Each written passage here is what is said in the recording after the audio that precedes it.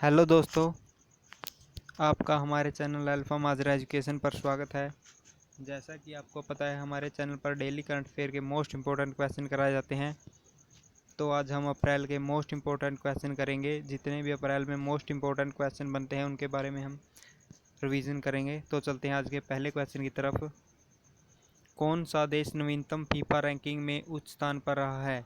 तो बेल्जियम है जो फीफा रैंकिंग में उच्च स्थान पर रहा है। तो फीफा यह फुटबॉल की एक संस्था है।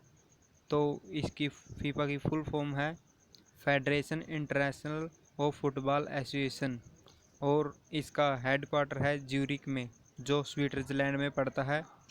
और इसके अध्यक्ष हैं गियानी इन्फैंटिनो, इसके अध्यक्ष हैं।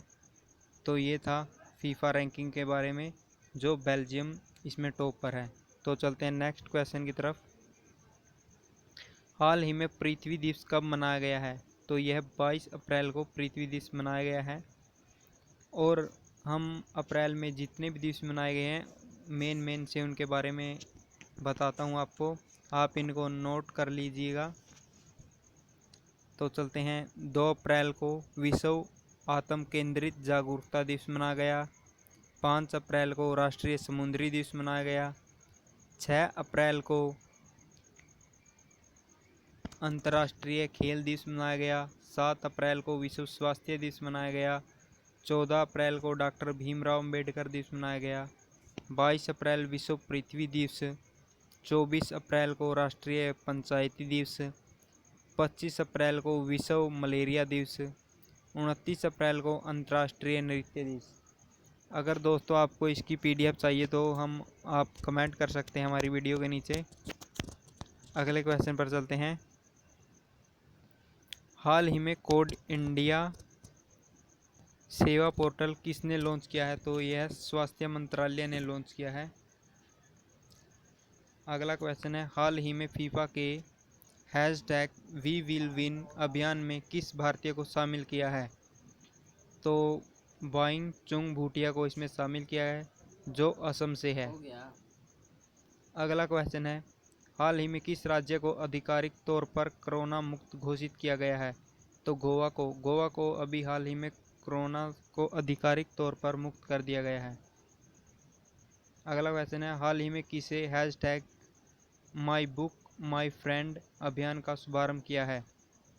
तो यह MHRD मंत्रालय के द्वारा इसका शुभारंभ किया गया है। हाल ही में किस राज्य सरकार ने कोविड-19 मोबाइल ऐप लॉन्च की है? तो यह मिज़ोरम के द्वारा इस ऐप को लॉन्च किया गया है।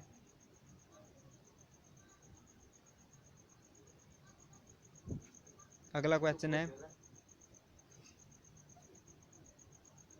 हाल ही में किस देश ने WHO को 30 मिलियन अमेरिकी डॉलर देने की घोषणा की है? तो चीन ने अभी WHO को 30 मिलियन डॉलर देने की घोषणा की है, ये कोविड-19 से निपटने। अगला क्वेश्चन है, हाल ही में राष्ट्रीय पंचायत राज दिवस कब मनाया गया है? तो यह 24 अप्रैल को मनाया गया है। अगला क्वेश्चन है, हाल ही में विश्व मलेरिया दिवस कब मनाया गया है? तो यह 25 अप्रैल को। कौन सा देश 2021 एशियाई युवा खेलों की मेज़बानी कौन करेगा? तो चीन करेगा। तो हम चीन के बारे में जान लेते हैं। चीन, तो चीन की जो कैपिटल है, चीन की कैपिटल बीजिंग है।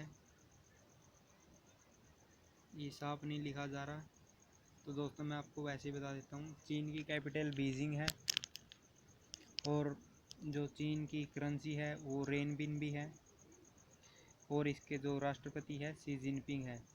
तो चीन के बारे में इतनी जानकारी है। अगले जो एशियाई युवा खेल की मेज़बानी चीन करेगा। तो अगला क्वेश्चन है, किस राज्य की सरकार ने यूनिसेफ के साथ मिलकर मो प्रतिभा लॉन्च की है? तो यह उड़ीसा सरकार के साथ यूनिसेफ मिलकर मो प्रतिभा जो अभियान एक लॉन्च किया है, तो ये यूनिसेफ ने किया है। तो यूनिसेफ के बारे में हम जान लेते हैं। यूनिसेफ को हिंदी में हम, इसकी फुल फॉर्म है संयुक्त राष्ट्र बाल कोष, इसकी हिंदी में फुल फॉर्म है। तो इसकी जो स्थापना हुई थी यह 11 दिसंबर 1946 को हुई थी। इसका हेड क्वार्टर है न्यूयॉर्क में है और इसके अध्यक्ष है हेनरी डो फो, इसके अध्यक्ष हैं। तो इस पर्सन के बारे में हमें इतनी जानकारी मिलती है। अगले क्वेश्चन पर चलते हैं। राष्ट्रीय समुद्री दिवस कब मनाया गया है? तो यह 5 अप्रैल को मनाया गया है। अगले क्वेश्चन पर चलते हैं। नेस्कॉम के नए अध्यक्ष के रूप में किसे चुना गया है? तो ये यूवी प्रवीण राव को नेस्कॉम के नए अध्यक्ष के रूप में चुना गया है। नेस्कॉम के बारे में जान लेते हैं। नेस्कॉम की फुल फॉर्म है national association of software and service companies. इसकी स्थापना 1 मार्च 1988 को हुई थी। इसके जो हेड क्वार्टर वो नोएडा के यूपी में है। यूपी के नोएडा में है इसका हेड क्वार्टर। तो अगले क्वेश्चन पर चलते हैं। किसे विदेश मंत्रालय के प्रवक्ता के रूप में नियुक्त किया गया है? तो अनुराग श्रीवास्तव को विदेश मंत्रालय के प्रवक्ता के रूप में चुना गया है। और अभी हमारे हाल ही में विदेश मंत्री एस जयशंकर जी हैं, हमारे विदेश मंत्री हैं। अगला क्वेश्चन है। संयुक्त राष्ट्र ने वित्त वर्ष 2021 में भारत की जीडीपी कितने % रहने का अनुमान लगाया है? तो अभी यूएनओ ने जो 2021 में भारत की जीडीपी की % रहने का अनुमान लगाया है वह 4.8% है। जीडीपी की फुल फॉर्म है ग्रॉस डोमेस्टिक प्रोडक्ट। इसका हिंदी में सकल घरेलू उत्पाद। ये यूएनओ ने किया है। तो यूएनओ की फुल फॉर्म है यूनाइटेड नेशन। इसकी स्थापना हुई थी 1945 में इसकी स्थापना हुई थी और इसमें 193 देश हैं जिनके ये सदस्य इन्होंने ग्रहण ली है 193 देशों ने। तो चलते हैं अगले क्वेश्चन की तरफ। कोरोना वायरस के कारण 1 महीने का आपातकाल लगाने वाला पहला देश कौन सा बना है? तो ये अभी 1 महीना के आपातकाल लगाया है। तो पहला देश जापान बन गया है। जापान की राजधानी टोक्यो है और इसकी जो करेंसी है येन है। अगले क्वेश्चन पर चलते हैं। यूनिक-CTAD की रिपोर्ट के अनुसार कौन सा देश मंदी से प्रभावित नहीं होगा? तो भारत और चीन है जो ये कोरोना वायरस के कारण जो मंदी आई है इससे प्रभावित नहीं होगा, ये इसकी रिपोर्ट के अनुसार बताया है। अगले क्वेश्चन पर चलते हैं।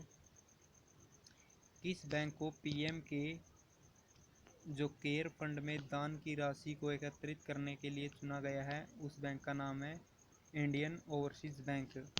इसमें पीएम के केयर फंड में दान की गई राशि को एकत्रित करने के लिए चुना गया है। अगला क्वेश्चन पर चलते हैं। तो दोस्तों ये थे हमारे आज के मोस्ट इम्पोर्टेंट क्वेश्चन, आप इनको कर लीजिए। अगली क्लास तक के लिए जय हिंद जय भारत।